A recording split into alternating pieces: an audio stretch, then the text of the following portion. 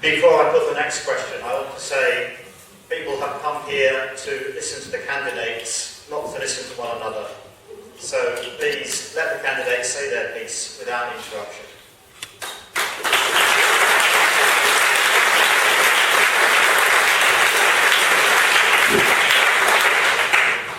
Our next question is the longest one and relates to a very particular issue.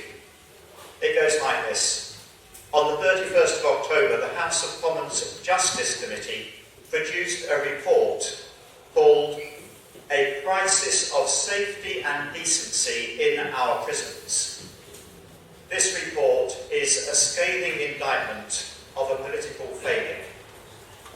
What is your party going to do to address this crisis where prisons are increasingly overcrowded and dangerous, and where there is frequently no chance of successful rehabilitation work?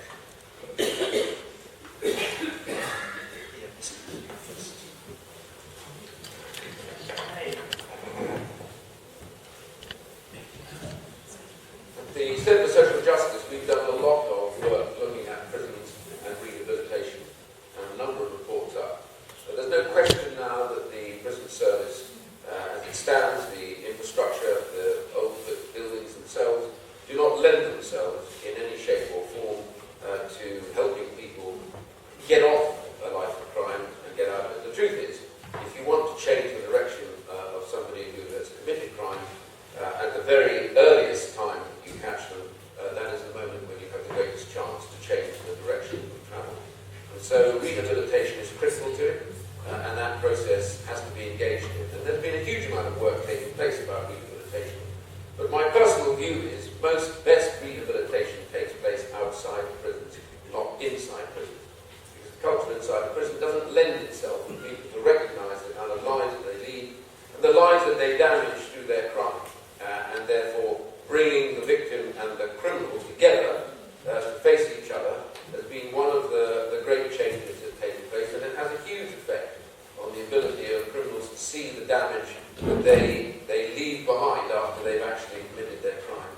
And I've seen this happen on many occasions. And I want to see that more rolled out through many, many more prisons. It's one of the big reforms that needs to take place. The second big reform that needs to take place is right now we do need to build more prison places, that is to say better prisons and more prisons, to cope with what we have seen in terms of the numbers. Those numbers have risen through different governments. You know, the previous Conservative government before the last Labour government had the level of about 68,000, and we were told that was too much, and then the last government left when the figure was around 85,000, and we agree that's too much. It's hovered around that, gone slightly more than that now, but the reality is we haven't built enough better accommodation for those prisoners throughout that period, no matter what the governments are. It's not been a priority for them because it's about prisoners, and therefore governments tend to shunt it to one side. The criminal justice system is part of that. So we do need to build more, and we do need to be able to house them in better conditions. But the critical issue is we want fewer people to be committing crime, and we need to start getting ahead of that process. I've worked a lot with both Conservative and Labour MPs on this one. We do a lot more work on early intervention. It's quite critical that if we want to, and this is also in the Justice Report, by the way, we need to start spotting children early on before they get caught up in this mesh. They do a lot of it up in Glasgow now, and it's worked. And they do a lot of it in some of the charities that I've worked with. And the truth is, you know, when a child is committing truancy regularly, this is a big warning beacon that should be going off that this child is becoming vulnerable. When you deal with their families and family dysfunction, you've got to recognise it's from that pool that many of those criminals, future criminals, will be drawn, and we need to make sure that they attend educational resolve. There's a huge amount of reform necessary. This government and any government needs to undertake it, but we are planning to build at 2.5 billion, 10,000 more places and better prisons. That's a start, but rehabilitation begins long before they get to prison.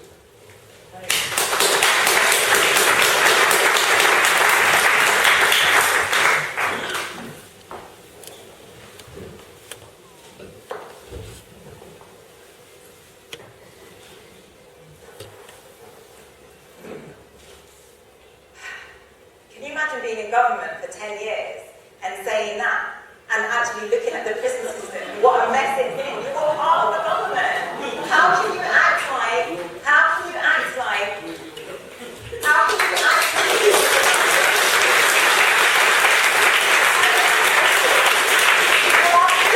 such deep trouble? Like the cuts to thousands of prisons of officers has led to an increase in levels of prison violence. We've had fragmentation because of privatisation with the probation service. You know, it's legal aid cuts, courts shut all over the country. They've made an absolute mess of our judiciary system, of our justice system. And the idea, what you hear, you know, Priti Patel and others say, that they want to build more prison places and the rest of it, it's no sign of a healthy society to be putting more people in prison. And absolutely we need to be investing in making sure that people aren't getting into that problem in the first place.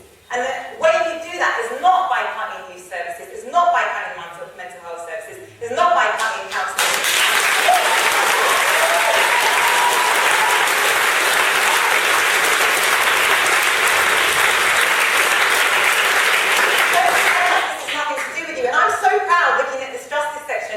In the manifesto, where it doesn't just talk about bringing those prisons back into public ownership and making sure that probation services are then again working with other important departments.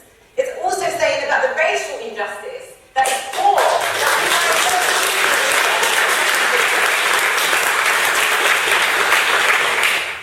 So we are having to start from scratch when we get in, when there's a Labour government, and hopefully when I'm your MP.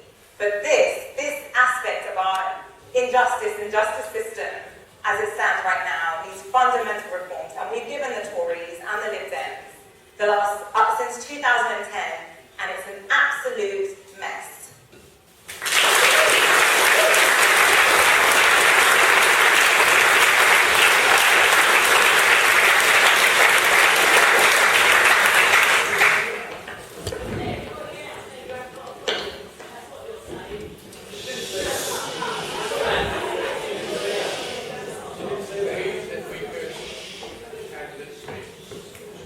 I'm not sure that the Lib Dems have looked into in this particular one. This is a problem, as has been said, candidates have said, of the justice system itself, and pressure on the justice system, extending from policing, to magistrates, to courts, to probation services. And what the truth is that our prisons are indeed overcrowded and unsanitary and primitive. But there are dozens, hundreds of cases still yet to be heard because the justice system can't cope. You don't need to be a psychologist to know that if you put people who have tendency towards extreme violence together in a primitive condition, all living on top of each other, trouble is going to ensue. What is actually also sad is that non-violent criminals, who are also in prison, learn from the violent ones, and it becomes a university of crime. What an accolade for us in the 21st century to have such a system. But I don't think the answer is more prison spaces. Yes, we need to refurbish and rebuild the ones that we've got and knock down, but not more spaces. What we need to do is to put in two things, I think. To put in counselling and psychotherapy services so that people can learn to deal with anger management and their anxieties, and indeed come to terms with the trauma of their own perhaps difficult upbringing. And I'm very impressed with people like artists and performers and outreach workers who go into prisons and use drama and art to bring develop the prisoners. My party wants to put in 2,000, this is by the manifesto, 2,000 officers focused specifically on rehabilitation. But I'm going to go on an off message. Got my minder over here, and he's now looking really worried. Because this is a personal thing of mine, but I really do. I believe that every youngster between the age of, say, 16 to 24, who is not in and is not in should participate and be, maybe voluntarily, possibly compulsory, I don't know, perhaps less, not compulsory, but we should establish a community arm so that youngsters can work on community and social projects and learn to work with the community, learn to work together, a much more productive approach so that they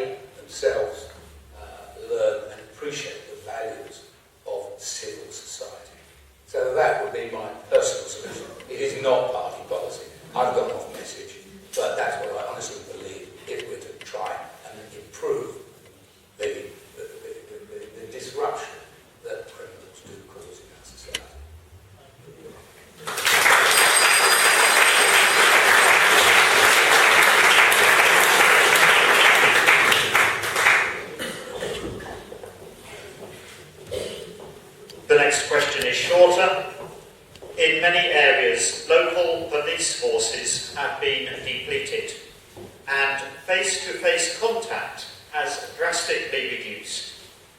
What plans does your party have to address the issue?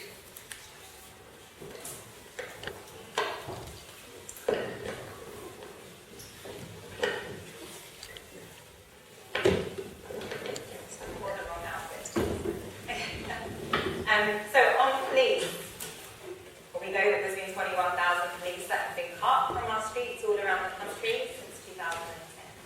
And what the Labour Party is offering is to say we're going to put 22,000 police and community support officers back on our streets. So we see that visibility. As I've knocked on so many doors over this year, it's really been the number one issue that's come up for people, whether it be about fear for their kids, and whether it be about burglaries and the rest of it. There's a real sense that we aren't getting that face time with police, but also police don't have the time to come and follow up if there's a burglary, etc.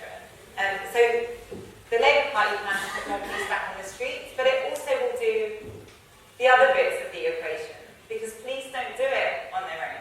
They need social workers, they need mental health services, they need youth services, and the Labour Party will look across the system to make sure that the police have the support. When I talk to local police, they do say that it takes much longer per person, in a way, to do their job, because it's harder for them to refer it on to an agency, because all of those agencies are in trouble, and they themselves have had huge cuts. So the Labour Party offers a way forward on police. It does mean that we'll have more police in the street, but it also is less about that point about kind of always mopping up the mess. It's thinking more about how we turn that tap off in the first place, looking at how we put in those preventative services. And one thing that the police say to me about, the cutbacks that they've had is that they don't have the time to develop the relationship, to know people, to know the names of the community. And for me, and if I'm the MP here, I want to make sure that the ward panels that go on right now are better attended, better publicised, so that you can come and meet the police, and we can build that relationship together. Because that's how we do policing here. We do community policing. We look out for each other, and we don't want to have that heavy-handed police force. So let's make sure that at this local level, when we get those police back, that we build that relationship and we have that open meeting and that transparency. Thank you.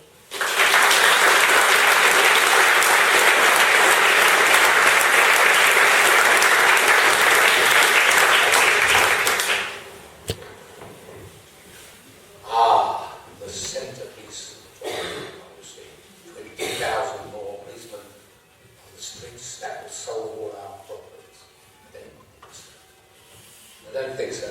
One, because it takes a long time to get policemen trained, whichever background, a number of backgrounds that they can come from to join the police force. But it takes 2 years at least before they can go out and come to their uniform.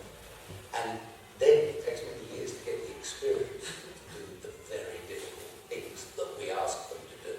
So it's going to take quite a while. And at the same time as you're training up people, policemen are retiring for various reasons. So I think that is the first problem that has. I don't think it's a bad thing to do, but you can have as many police officers as you like. But if it doesn't have the support services, the communications, buildings, where's our Woodford police station? They've been closed for years. They need all these things. They need the vehicles and fully resourced judicial system, as I said before. They can't possibly be effective without that. Bobbies on the beat are always good. They act as a deterrent where they are on the beat. It can be seen that they can't be everywhere all of the time. They do many things other than fighting crime. They deal with ceremonies and people ask them to do some terrible things. They have to deal with accidents and deal with the fallout of homelessness and mental health. So one of the things that has been cut in recent years here is the PCSOs. The local authorities have had their grants reduced, and we don't have PCOs, or again, very few of them. And that's one of the things that my party will be funding with its proposals, as I indicated before. And of course, the most important thing is to make sure that youngsters, as I said before, have amenities and facilities, youth sports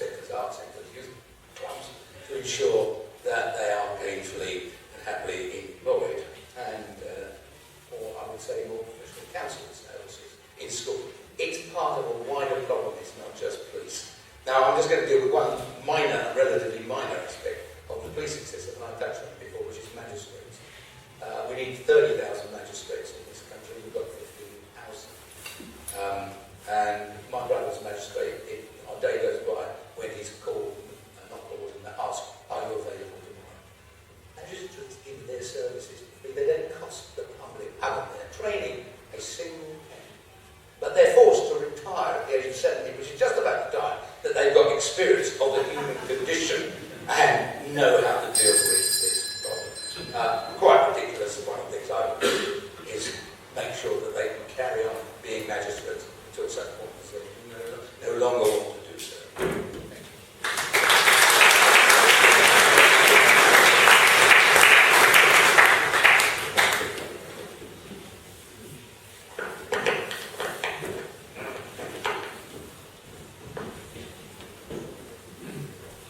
One of the big issues that faces a lot of my constituents, as I was going around over the last few years, is the split difference between the two parts of the constituency. In one part, the Woodford part, there's a very great concern about car crime and burglary. There's still existing problem with car crime and burglary that they complain about, everyone complains about in Chingford. But there has been this other big growing problem of gang violence in the borough generally, which is spilled over now into Chingford in a number of areas. And there are therefore two different issues to deal with. First of all, we absolutely do need more police, not just more police. 20,000 more police is the pledge, and it's already started now, the recruitment on that, so it's a pledge that is already in force.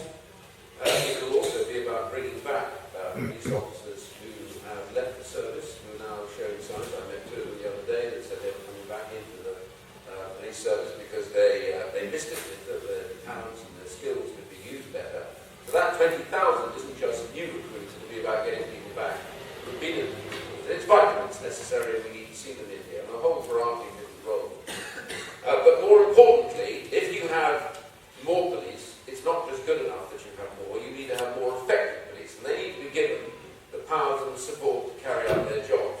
And one of the areas that we've debated about and tossed around for ages is things like stop and search. And I have to tell you that I think that argument now should end. The reality is that the police, particularly as they wear body cameras now, should be able to stop and search on suspicion, because it is that which has created one of the problems down in those areas where the gangs are operating. It's because they feel that they can move weapons, they can move drugs with impunity, because they know very well they're not going to be stopped. One of the reasons why young kids are used in the gangs is because they believe that the police are less likely to stop them on speculation, simply because they are too young and therefore they won't be bothered. And that has been one of the big issues that has led to the growth of violence in our community. And I think, therefore, if you're going to have more police, you need to have them backed and supported with the powers and the things that are necessary for them to do their job. And that's very much one of them. I was told the other day there is a big concern, quite rightly, about the idea of the disproportionate use of stop and search may affect people from ethnic backgrounds.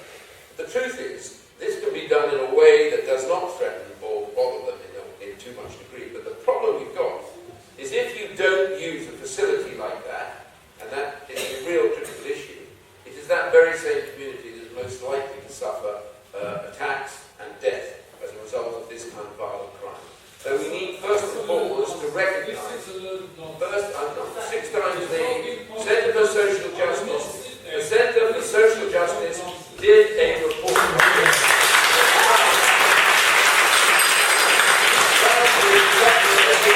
You are 6 times more likely to be affected by violence and therefore protecting people from all the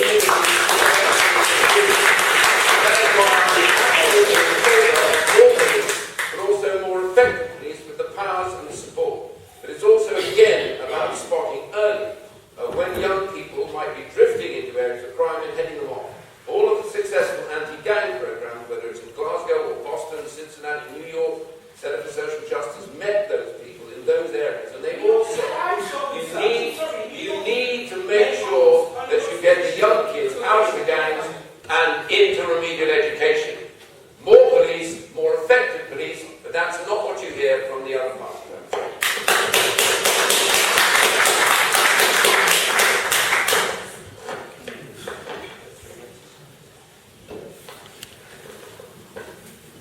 Now we have the last of the questions that were submitted in advance, and again this is a short one.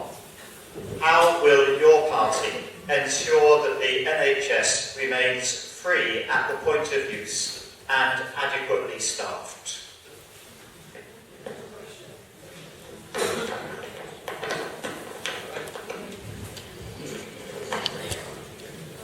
Thank you. I indicated in my opening remarks that one of the central planks of Lib Dem policy on this for election is to ask for a penny in the pound on income tax, hypothecated by which is actually reserved specifically for the health service. That would raise £7 billion per annum, and it would pay, indeed, for a precise number of nurses and doctors. It would that we do require. I'm not sure it would pay for the, is it 50 million extra GP visits that Tory Party is promising, or whatever it is. It seems that's quite extraordinary, but it would certainly improve our resourcing. But as I indicated, the most important thing in the health service is preventative medication, Medicare. And we've got to somehow use our funds wisely so that we provide facilities, whether it's screening, whether it's health, whether it's dietary advice, whether it indeed is a whole panoply of services such as counselling, which takes up a heck of a lot of GP time.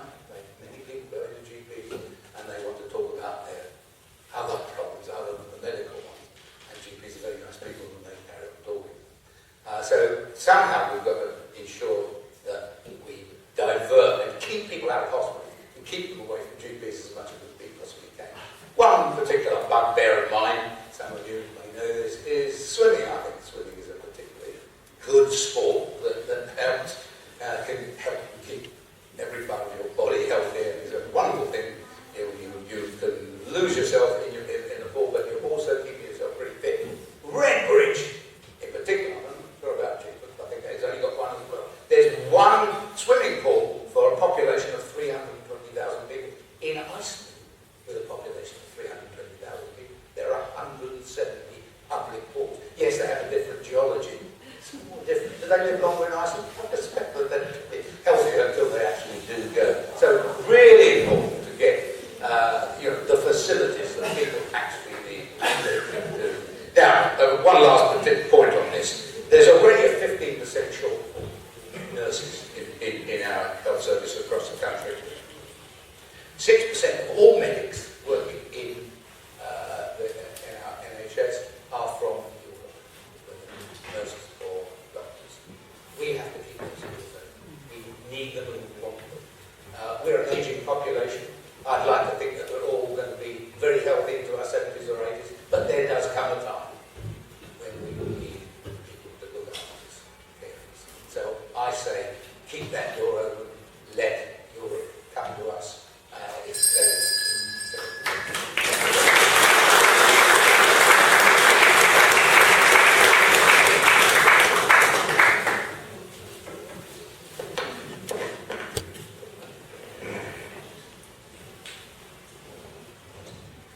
The single principle that guides the NHS from its inception is that all treatment is free at the point of delivery.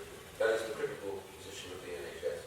And around that, I think we have built a great gem in the UK. The Conservative Party has always stood by that principle and will still stand by that principle. There hasn't been an election gone by when the Labour Party hasn't accused the Conservative Party of planning to privatise the NHS. In every single election they make that charge, and in every single following government is completely incorrect. In fact, it was the Labour government previously, under Tony Blair, that did more in privatisation in terms of taking services out than the Conservative Party has ever done. The reality is that the principle remains inviolate. And the point is that treatment you get has to be of the best quality and available to all at the earliest opportunity and free at the point of delivery. And that is why this government is now pledged to commit nearly 34 billion extra, over and above all the other budgets, to the NHS. Some of that has to do with hospital building, a huge amount of it do with improvement of treatment and of care, more GPs, a huge amount more GPs coming in. We now are planning to get 50,000 more nurses. Now, 20,000 of those are going to be ones that we want to come back into the service, and also we want to retain. That means, as the Royal College of Nurses said today, this is a good ambition because it allows us to try and look at the working conditions and make sure that the reasons why nurses want to leave are met and dealt with, so that we don't lose more nurses from the service than would normally happen in the course of retirement, but that we retain them. That requires that money of 34 billion to be invested. That will be invested by 2023. It's an absolute pledge, and it will be funded fully. And that includes the point that I made earlier on about Woodford Hospital. We wouldn't see that 400 million now for Woodford Hospital if we didn't have that pledge to increase the spending on the health service of 34 billion. The only reason we can do that is because the economy is at a state of management that allows us headroom within that economy to put the money in. It's all very well to make promises, to say we're going to borrow money, we're going to raise taxes everywhere, to raise 98 billion, I think the Labour Party wants to raise, spending pledges of over 500 billion.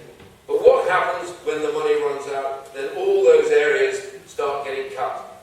I'm old enough to remember the only government in history that ended up having to literally cut the money going into the health service was in 1978-79 under a Labour government when they lost control of the economy. So being able to put 34 billion in is a critical point about making sure the economy runs.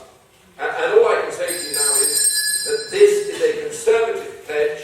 It is the Conservatives that have been responsible for the health service throughout their time. They have kept it absolutely run by government, and they will continue to do so. Not in any trade deal, not in any way, all these ludicrous allegations. Will the NHS ever be up for sale? It is a prize of the government, and it will remain controlled by them, and you will remain getting treatment free at the point of delivery. But the difference is 34 billion, improving the quality of that treatment and the quality of our hospitals.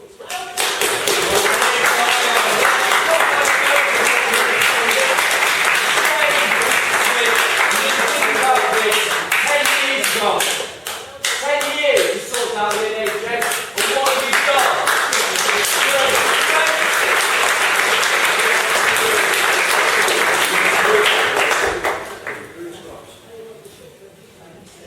The NHS is the most incredible thing we've ever created. Those of us that have family in parts of the world that don't have a national health service, and we know how hard it is without that. It's the pinnacle of society. It's something that we need to protect. And the last 9 years, we've seen that NHS absolutely brought to its knees. And we can see it. We can see it when we go in. We can hear it from the staff that work there. Your government has brought our NHS to its knees.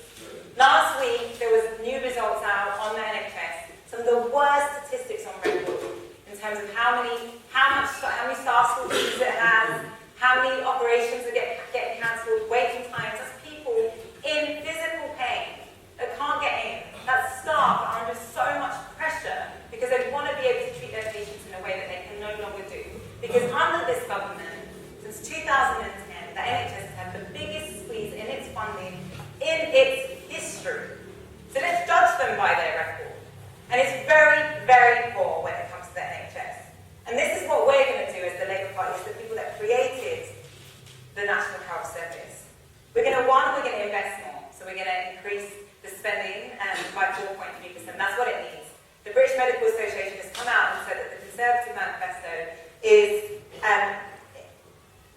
incredibly disappointing, is the words, when it comes to the NHS in terms of the funding. That's the British Medical Association. We are going to end privatisation, and we're going to bring those PFIs in-house. Because right now what's happening is money's going in one door in the NHS, coming out there, but it's not being spent on care. It's been spent on things it shouldn't be spent on. And the Labour Party will correct that, and will correct those PFIs, of course, some of which were started under the previous Labour government. Right? But at least we're trying to put it right. At least we're being honest. We're trying to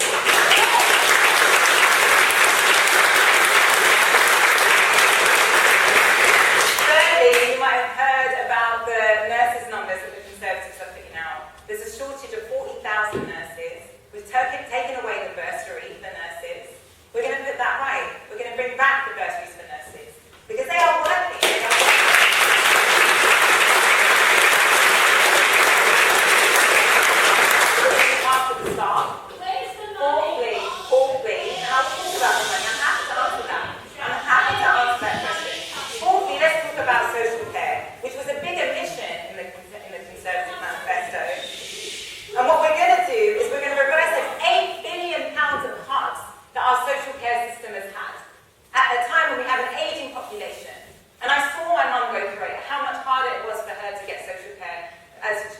aim towards her final days.